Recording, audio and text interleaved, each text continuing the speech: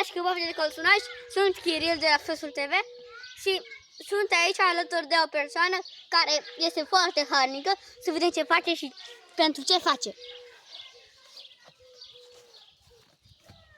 Hristos a înviat, cine sunteți și ce faceți aici?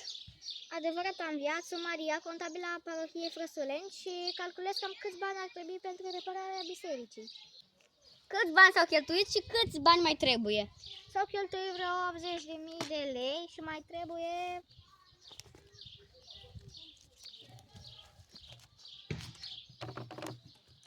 vreo 400.000 de lei. Ah, foarte mulți bani! Da, și sperăm cu ajutorul lui Dumnezeu și cu oamenilor care vin la evenimentul nostru de pe 7 iunie, o farfurie pentru parohie, să strângem acești bani. Doamne ajută!